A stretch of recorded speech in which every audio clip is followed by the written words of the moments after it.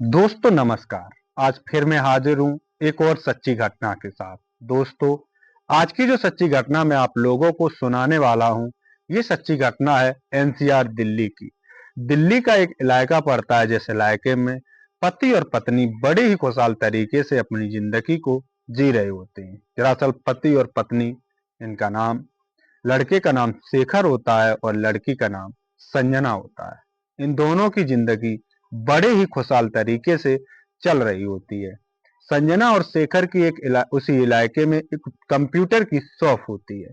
दोनों per day सुबह अपने घर से उस शॉप पर जाते हैं और वापसी में जब आते हैं तो उनको कुछ रेड लाइटें मिलती हैं, जिस पर ये दोनों रुक जाया करते थे। तो जब रेड लाइटें होती हैं तो वहां पर कुछ बच्चे कुछ ना कुछ सामान बेचते हुए आपको नजर आ ही जाएंगे। उसी में से एक लड़का होता है, जो लड़का पर डे संजना के पास आता है और उसे कोई ना कोई चीज देकर जाता है। संजना भी उससे हर चीज ले लेती है कि संजना को भी वो लड़का बहुत ही पसंद आ रहा था। बच्चा छोटा था, प्यार भरी बातें करता था और देखने में भी खूबसूरत था। संजना बच्चे को पसंद करने लगती है। एक दिन जब संजना अपने उस दुकान से वापस आ रही होती है तो बच्चा उस संजना को एक पेंसिल लिए देता है और कहता है कि मैम आप ये पेंसिल ले लो, आपके बच्चे के लिए हो जाएगी। वो जो संजना होती है वो कहती है कि बेटा, मेरे तो बच्चे भी नहीं है और मैं इस पेंसिल का करूंगी भी क्या, तुमको पैसे चाहिए तुम ऐसे ही ले लो। इस पर वो बच्चा कहता है कि मैं ऐसे ही नहीं ये लूंगा, क्योंकि मुझे मेरी मेहनत की कमाई चाहिए और मैं ऐसे किसी पर से पैसे भीख में नहीं मांगता। संजना को ये बात उस लड़के की बहुत ही अच्छी लगती है और संजना उसे 10 रुपए निकाल कर देती है और उसकी पेंसिल ले लेती है। दरअसल जो वो लड़का होता है, उस लड़के का नाम राजेश होता है, जो एक पासी की झोपड़पट्टी में रहा करता था और वो पर डे सुबह अपने घर से कुछ ना कुछ सामान लेकर निकलता है रेड लाइट पर बेचने के लिए और पर डे बेचकर अपने घर पहुंच जाया करता था। दरअसल जब संजना को इस लड़के से प्यार हो जाता है, देखने में खूबसूरत बच्चा था, छोटा सा, प्यार करने लगती है संजना। तो एक दिन जब संजना अपने उस कंप्यूटर की दुकान से वापस आ रही होती है अपने पति शेखर के साथ, तो संजना जब उस रेड लाइट पर रुकती है तो लड़का भाग के उस संजना के पास नहीं आता है, क्योंकि उस दिन वो लड़का वहां आया नहीं होता है और संजना उसे ढूंढती है, क्योंकि जब भी संजना की गाड़ी रेड लाइट पर रुकती थी तो वो लड़का अक्सर संजना के पास आ जाया करता था। संजना के पास जब उस दिन लड़का नहीं आता है तो बाकी के बच्चे आ जाते हैं और संजना भी उसे इधर उधर देखने लगती है, जिससे जो और बच्चे वहां बेच रहे होते हैं वो उसके पास आते हैं, कहते हैं मैम आज राजू नहीं आया। और संजना पूछती है कि राजू आज क्यों नहीं आया, तो वो लड़के बताते हैं कि मैम राजू का आज वो घर से निकलते समय उसका एक्सीडेंट हो गया है, इसलिए उसे उसकी जो दादी हैं वो उसे ले गए। संजना इतनी सुनकर घबरा सी जाती है, क्योंकि उसे उस लड़के से प्रेम हो गया था और छोटा सा बच्चा था, इसलिए उसे बहुत ही अच्छा लग रहा था। तो संजना अपने पति शेखर से कहती है कि शेखर, मुझे उसके घर जाना है, उस लड़के से मुझे मिलना है जाके। शेखर भी उससे कुछ नहीं कहता और कहता है कि ठीक है, तुम अगर इतना ही उस लड़के को चाहती हो तो उस लड़के से मिल लो जाके। और शेखर अपनी गाड़ी से अपने घर चला जाता है और संजना उन्हीं में से उन बच्चों के साथ उस लड़के के घर पर पहुंच जाती है। वो लड़का पासी की झोपड़पट्टी में रहा करता था और जैसे ही ये संजना उस लड़के का घर पर पहुंचती है तो देखती है कि एक बूढ़ी सी दादी बाहर निकल कर आती है और जैसे ही वो जो बूढ़ी दादी होती है और संजना जब एक दूसरे को देखते हैं तो दोनों के पैरों तले जमीन खिसक जाती है। दरअसल जो राजू जो लड़का होता है वो किसी और का नहीं बल्कि संजना का ही लड़का होता है। और जो वो बूढ़ी दादी होती है वो इसे देखकर पहचान जाती है और संजना भी उसे देखकर तुरंत पहचान जाती है। दोनों एक दूसरे के गले लिपटकर रोने लगते हैं। जब पास पड़ोस के लोग वहां इकट्ठा होकर देखते हैं कि आखिर ये इतनी खूबसूरत मैडम इतने पैसे वाली इस गरीब सी बूढ़ी दादी से क्यों लिपटकर रो रही है। दरअसल इस कहानी की जो शुरुआत होती है, आखिरकार राजू संजना का लड़का कैसे हुआ, ये कहानी के लिए हमें थोड़ा पीछे जाना पड़ेगा। दरअसल ये संजना जो होती है, ये अपने घर में एक इकलौती बेटी होती है और इसके घर में इसे बड़े ही लाड प्यार से रखना पड़ता है। संजना जो होती है लाड प्यार में बहुत ही रहती है, इसलिए संजना को एक लड़के से प्रेम हो जाता है। संजना अपने घर वालों की मर्जी के खिलाफ जाकर उस लड़के से प्रेम करती है और फिर कुछ दिनों बाद अपने घर वालों के सारों के खिलाफ जाकर उसी से शादी करती है। संजना जब उससे शादी कर लेती है तो संजना के घर वाले इसके यहाँ आना जाना, बातचीत करना बंद कर देते हैं।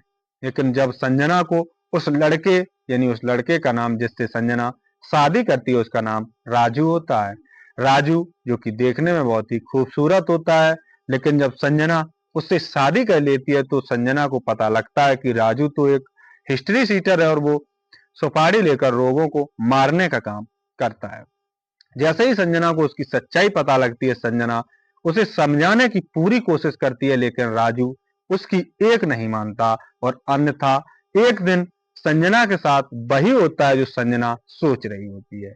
एक मुठभेड़ में उसका पति मारा जाता है। जब संजना का पति राजू उसके घर में मारा गया तो अब संजना अपने घर में अकेली पड़ जाती है, क्योंकि उसके घर में उसकी माँ, बाप और उसके तब तक ये बच्चा भी हो गया होता है जिसकी करीब एज 6 से 7 मंथ की होती है। जिस लड़के का नाम इन लोगों ने ऋतिक रखा होता है। जब ये लड़का छोटा था और उसके पति का, संजना के पति यानी उस लड़के के पिता का देहांत हो जाता है, उसके कुछ समय बाद ही इसके जो ससुर होते हैं उनका भी देहांत हो जाता है और इसके घर में केवल उसकी बूढ़ी दादी और संजना और उसका बच्चा रह जाता है। कुछ दिन बाद संजना के घर पर उसकी ननद आती है जो दिल्ली में रहा करती थी। दिल्ली से जब वो आती है तो वो कहती है कि भाभी, इस बच्चे को आप मेरे साथ भेज दीजिए और इसका मैं पालन पोषण करूंगी। और इधर जो संजना होती है उसके माता पिता को भी ये सारी जानकारी मिल जाती है कि इस संजना के पति का मर्डर हो चुका है और संजना अब अकेली पड़ गई है, क्योंकि संजना के घर में उसके पति अब इस दुनिया में नहीं रहे। तो इसके जो संजना के माता पिता होते हैं वो संजना के पास जाते हैं और उसे बहुत ही समझाते हैं कि बेटा अभी तुम्हारी उम्र ही क्या है और तुम एक दूसरी शादी कर लो, लेकिन उसके लिए शर्त यह है कि तुम्हें इस बच्चे को भूलना पड़ेगा। लेकिन संजना ये कह देती है कि मैं शादी नहीं करूंगी, कुछ भी नहीं करूंगी, लेकिन मैं इस बच्चे को नहीं छोड़ सकती। जब संजना ऐसी कहती है तो संजना के माता पिता उसकी सास से ये बातचीत करते हैं, उसकी ननद से ये बातचीत करते हैं और तब ननद, सास और ये सारे लोग मिलकर संजना को समझाने लगते हैं। संजना समझ जाती है और ये जो संजना होती है उसके माता पिता संजना को लेकर अपने घर चले आते हैं। इधर संजना की कुछ दिन बाद शादी कर दी जाती है शेखर के साथ और शेखर उसे लेकर दिल्ली चला जाता है और संजना भी दिल्ली रहना शुरू कर देती है। इधर इस जो संजना की सास होती है उसकी हालत इतनी खराब हो जाती है कि उसके ससुर का भी देहांत हो जाता है। उसके घर में कोई कमाने खाने वाला नहीं होता और इसके जो घर परिवारी लोग होते हैं वो इस संजना को घर से निकालने पर उतर आते हैं। और इधर जब उसकी ननद को ये पता लगता है कि उसकी माँ की ये हालत की जाती है तो वो संजना की ननद अपनी माँ को और उस बच्चे राजू को लेकर अपने दिल्ली चली जाती है। दिल्ली में ये सारे लोग रहने लगते हैं। दरअसल जो संजना की ननद होती है वो पास पड़ोस में कुछ ना कुछ काम करती है जिससे घर का पालन पोषण करती है। उधर संजना के ननद का पति भी दारू पिया करता था, इसलिए उसे भी उसके साथ कुछ अच्छा नहीं लगता है, क्योंकि आए दिन उसके साथ उसके लड़ाई दंगे होने लगते हैं। इसलिए उसकी माँ और उसकी ननद और उसका बेटा एक अलग झोपड़पट्टी में रहना शुरू कर देते हैं।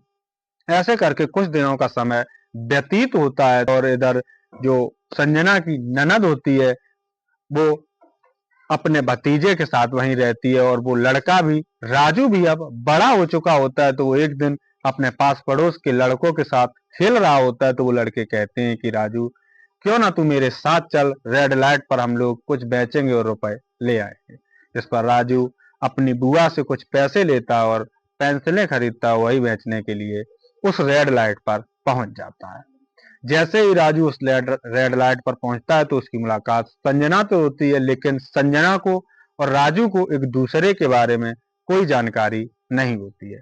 इधर जैसे ही संजना को ये सारी बातें पता लगती हैं, संजना उस अपनी सास के साथ कहती है कि मेरा बेटा कहाँ है, मुझे ले चलो। तो पास पड़ोस की कुछ और औरतें भी उसके साथ जाने के लिए तैयार हो जाती हैं और ये लोग उस अस्पताल में पहुंच जाते हैं जहां पर उस राजू को भर्ती कराया गया था। राजू भर्ती था, डॉक्टर आ जा रहे थे, कह रहे थे, संजना सभी से पूछ रही होती है कि आखिर मेरे बेटे की तबीयत अब कैसी है। तो डॉक्टर कह देते हैं कोई पता नहीं, वो बोलेगा बचेगा भी कि नहीं बचेगा, कोई जानकारी नहीं है।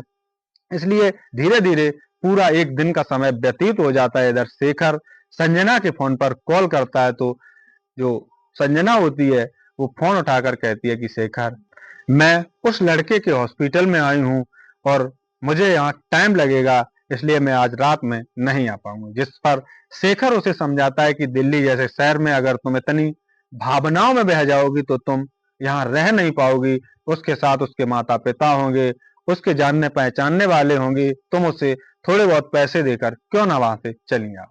लेकिन संजना कहती है कि शेखर, मैं नहीं आ पाऊंगी, आप भला माने या बुरा, मैं यहीं रहूंगी इस लड़के की जब तक तबीयत ठीक नहीं हो जाती। और इतना कहकर संजना अपने फोन को कट करके स्विच ऑफ कर लेती है। धीरे धीरे संजना को यहाँ 3 दिन का समय व्यतीत हो जाता है और तीसरे दिन डॉक्टर जब आईसीयू से निकलते हैं तो कहते हैं कि जाओ, उस लड़के को होश आ गया, अब वो बोल सकता है, आप लोग उससे मिल सकते हो। जैसे ही संजना को ये बात पता लगती है कि अब उसका बच्चा बोल सकता है, संजना तुरंत ही भागकर आईसीयू में जाती है। और जैसे ही राजू इसे देखता है तो कहता है, आंटी आपको यहाँ कैसे पता लगा और आप यहाँ कैसे आ गई। तो संजना कहती है कि बेटा, मैं तेरी आंटी नहीं हूं, मैं तेरी माँ हूं। दोनों ये बात जैसे ही सुनते हैं दोनों शौक रह जाते हैं और एक दूसरे के गले लिपट कर रोना शुरू कर देते हैं। इधर 3 दिन का समय व्यतीत हो जाता है तो ये सारी बातें संजना जो होती है उसके बारे में जब शेखर को पता नहीं लगता तो शेखर अब उसे ढूंढना तलाशना शुरू कर देता है। तभी शेखर उस जगह पर पहुंचता है, उस बुढ़िया के उस झोपड़पट्टी में। तो वहां से शेखर को सारी कहानी पता लग जाती है तो शेखर वापस अपने घर चला जाता है। और जब संजना शेखर से कॉल करती है तो शेखर कहता है कि तुमने इतनी बड़ी बात मुझसे छिपाई रखी, आज के बाद हमारा तुम्हारा कोई रिश्ता नहीं और तुम मेरी कोई नहीं हो। और इतना कहकर शेखर अपना फोन बंद कर लेता है और उसका नंबर ब्लैक लिस्ट में डाल देता है। जैसे ही संजना के साथ ये होता है, संजना अपने बच्चे को कुछ दिन में सही कराकर अपनी सास के साथ उसी झोपड़पट्टी में रहना शुरू कर देती है। संजना जान चुकी होती है कि अब उसका इस दुनिया में कोई नहीं है, केवल उसका बच्चा और उसकी सास है। इसलिए वो उन दोनों के साथ रहना शुरू कर देती है। यहाँ कुछ हफ्ते भर का समय व्यतीत होता है तो शेखर और उसके माता पिता और उसकी बहन उसी जगह पर पहुंच जाते हैं। और जैसे ही संजना इनको देखती है तो देखकर शौक रह जाती है कि आखिरकार अब ये लोग यहाँ क्यों आए हैं। जैसे ही संजना देखती है तो वो लोग कहते हैं कि संजना, तुम मेरे साथ चलो, तुम मेरी बहू की, मेरे घर की इकलौती बहू हो, मैं तुम लोगों को नहीं छोड़ सकता। संजना इनकार कर देती है, कह देती है कि मैं अपने बच्चे को छोड़कर कहीं नहीं जाऊंगी। जिस पर उसका पति शेखर कहता है कि तुम्हें बच्चा छोड़ने के लिए कौन कह रहा है, हम राजू को भी उसके साथ लेकर चलेंगे और राजू की दादी को भी साथ में लेकर चलेंगे और हम सारे लोग एक साथ रहेंगे। जैसे ही संजना इतनी बात सुनती है, संजना अपने पति शेखर के गले लगकर रोना शुरू कर देती है। यहाँ से शेखर संजना की सास और उसके बेटे को लेकर अपने घर चला जाता है और अब ये सारे अपनी जिंदगी को बड़े ही खुशहाल तरीके से जी रहे होते हैं। तो दोस्तों, आज की ये सच्ची घटना बस यहीं तक। जय हिंद, जय भारत।